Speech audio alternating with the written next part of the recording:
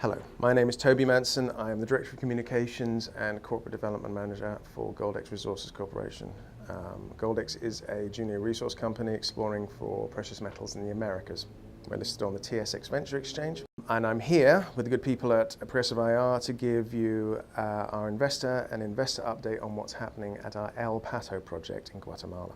El Pato, as you probably know, is our primary flagship property based in Guatemala.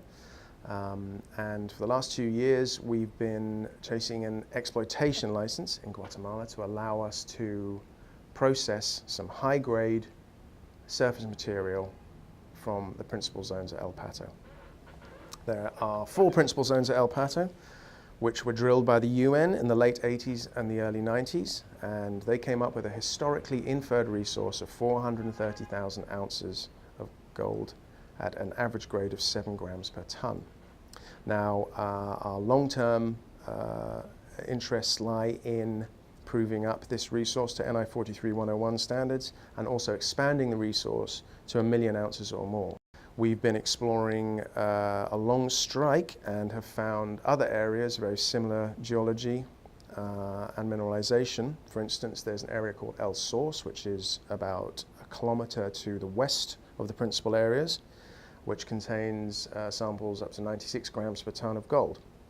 So all in all, we think if we can join the dots up, we can put together a resource of 1 million ounces or more.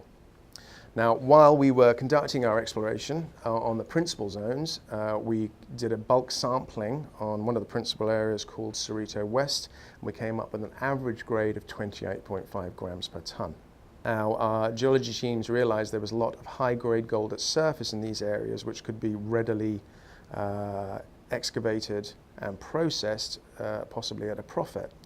So with that in mind, we started the application for an exploitation license, which has been going on, as I previously mentioned, for the last couple of years. In late 2011, we were granted the first stage of this license, the MAN stage, which has to do with ecology, environmental impact, etc., etc. The second stage is granted by the Ministry of Mines in Guatemala, and that process has been ongoing now for 2012.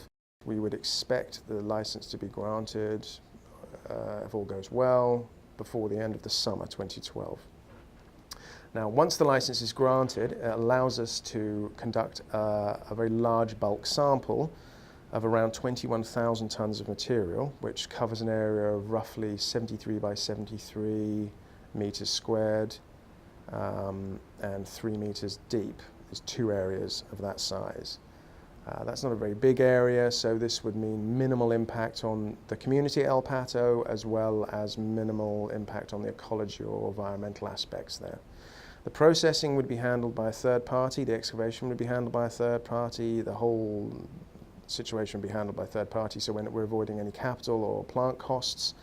The processing would take place off-site by flotation methods, and we would hope to conservatively be able to process this within about 18 to 24 months and gain a pre-tax profit between $10 and $15 million. Now, those are quite conservative figures. It could be larger than that, but these are still rough figures, but we hope we could at least achieve $10 to $15 million, which would equate to around about $400,000 a month in revenue for the company.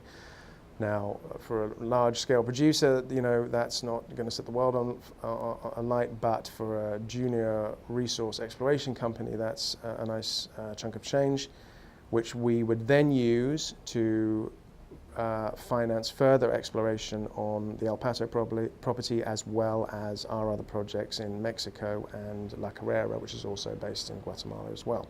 So that's the plan for the medium term. So we hope to be able to gain the license by the end of summer, to recap, and have this processing or bulk sampling scenario begun by the end of 2012 and running into 2013, 2014.